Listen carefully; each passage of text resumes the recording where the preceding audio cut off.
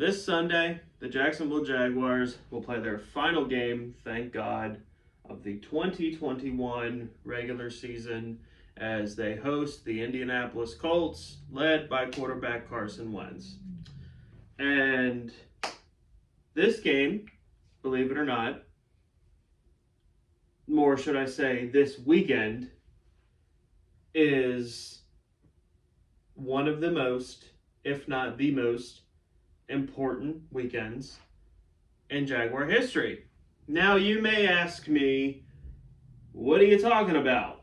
They're 2-14. They're the worst team on the field and off the field in the NFL. One of the worst organizations possibly in the history of the NFL. They are abysmal. They are garbage.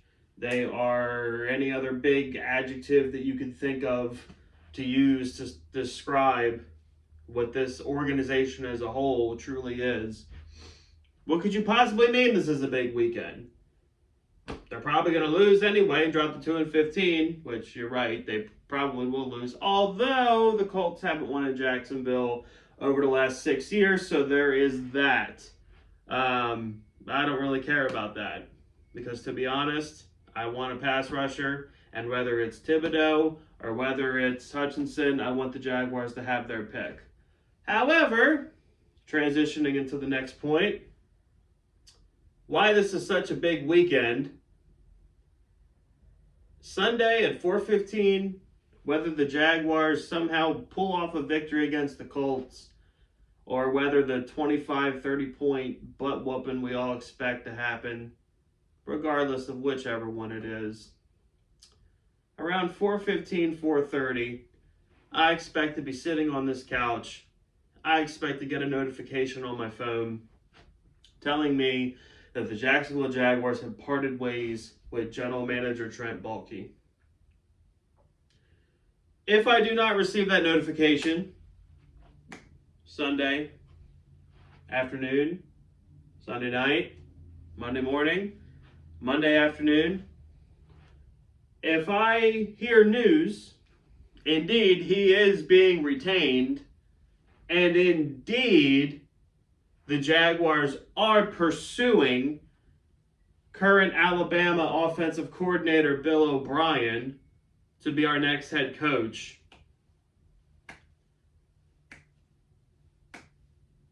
real Jaguar fans, I'm going to talk to you. I'm going to talk to you real quick. If that happens, if the Jaguars enter 2022 and beyond with Trent Baalke as the general manager and Bill O'Brien as the head coach, real Jaguar fans, I'm going to need you to stand up. Okay? Because I got news for you. You're going to have to, you think what we've done now is suffering. You think what we've seen now is dysfunctional. It won't matter if we have the number one pick. It won't matter because whoever we pick will be a bust and whoever Detroit gets will be a Hall of Famer. And that's Detroit if Trent Baalke remains in power. Real Jaguar fans, you're going to have to be the ones that will literally carry any kind of fandom for this team. Because if you're kind of 50-50, if you're like, yeah, the Jaguars are my team, but they stink, but yeah, I hope they're good one day. If you're that way, well, you might as well leave now, because if you think it's bad now, sweetheart, it ain't getting any better. It ain't getting any better. Now, a part of me likes to believe that Shad can't be this tone deaf. His stadium, and I'm more excited to see this than I am to watch the game. Screw the game. Who cares about the game? I cannot wait to see the turnout of clowns fill that stadium. I hope it's the talk of the NFL. And I'm going to say for all the talking heads out there, the people like on ESPN and whatever mainstream whatever that want to talk about our fans and want to talk about, you're talking about me, you're talking about all the content creators on YouTube, you're talking about all the people on Twitter, you're talking about all the people who buy season tickets, all the people who are out of state that fly in for games, you're talking about the fans in Jacksonville who travel to other games, you're talking about all these people who actually invest their time, their energy, their money, and their mental status talking about me. You're saying that what we're doing is disrespectful. No. You know what's disrespectful? 43 and 120. Sorry, I misspoke. I think it's actually 41 and 120. You know what that is? That's Shad Khan's record as an owner. That's what disgraces the city of Jacksonville. Okay? Not the fans who are sick and tired of this. Would you rather no one come at all? Which half the time has been the case. You know, wasn't my first time, my second time that I was ever in Jacksonville. I was so excited. And I was on my way to go see the Jaguars. It was the game in 2019 when Gardner Minshew ripped a new one in the Jets and actually had a really good game.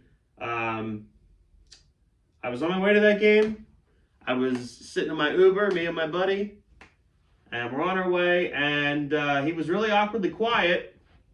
And I said to him, "Hey, are you excited? You think the Jaguars are going to win today? Who do you think's going to win, man?" He looked at me, and he said, "You're wasting your time." Excuse me?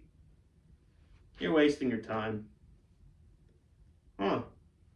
Yeah, I guess me driving from my house to the Philadelphia airport, flying 2 hours to Jacksonville, renting a hotel, getting an Uber to the hotel, jumping through all these hoops to go see a football game for something that I love, something that I'm passionate about, and all those people on Twitter are passionate about too. We care. We care. We're not the clowns. We're dressed as clowns. We're not the clowns. Shad Khan's the clown if he keeps Trent Baalke in the position that he's in. There's no way around this.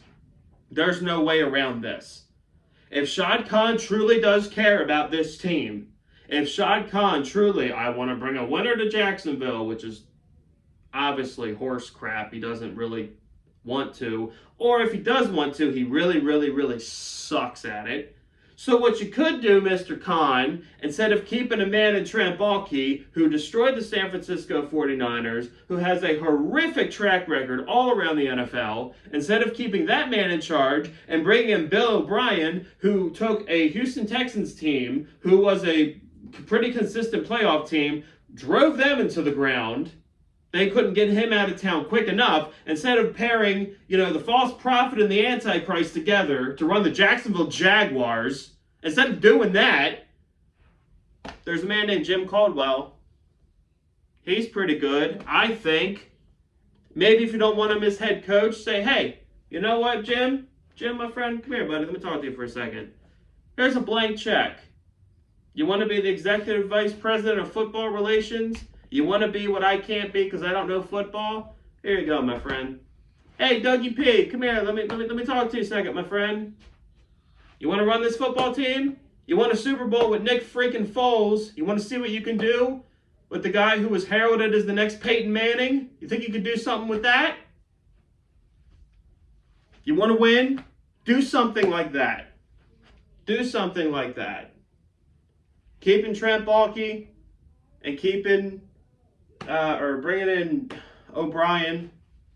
You think the fan base is mad now?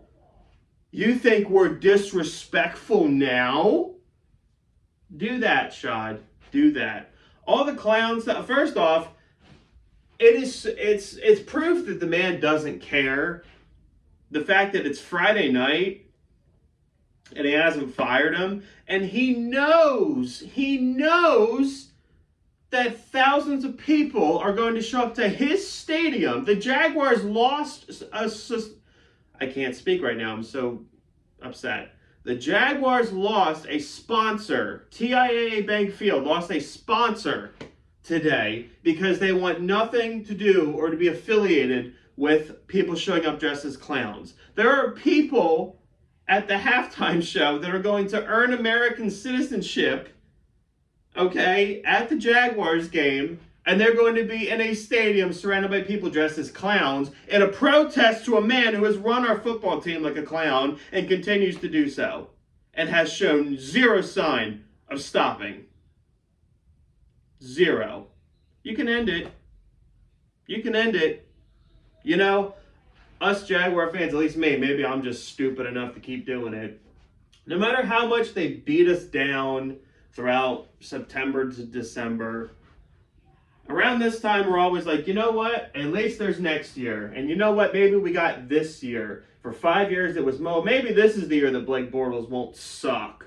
Or maybe this is the year, or what am I trying to say? Oh, maybe Nick Foles, maybe he'll relive that Philly magic and bring us back to 2017. Oh, Gardner Minshew had a good rookie year. Man, maybe he'll be something. But I mean, again, that wasn't his fault. They depleted the roster, but that's a different story. I don't want to hear about it. But every year, this offseason, it was Trevor Lawrence and Urban Meyer. Oh my God. This year, the only hope that this franchise has is to clean house, bring in new blood, and pray to God that they can help develop and fix Trevor Lawrence, because if they can do that and spend the $71 million that we have in cap space the right way, and the plethora of draft picks, having the first overall pick again, most likely, again,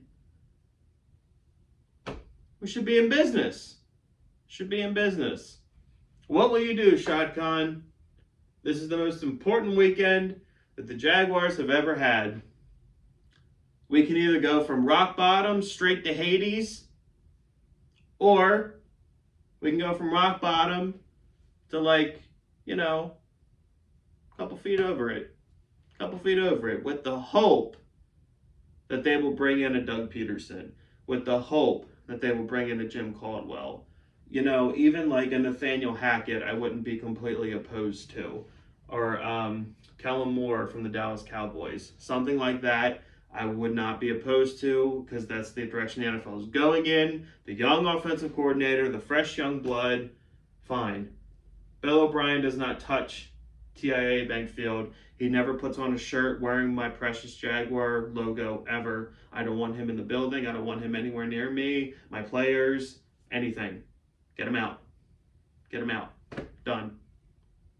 Get rid of Balky. Hashtag fire Trent Balky, or just fire Balky, whatever you want to put in there. Like, subscribe, hate the Titans, as always, with everything you have. Fire Trent Balky, Shad Khan. Go Jags.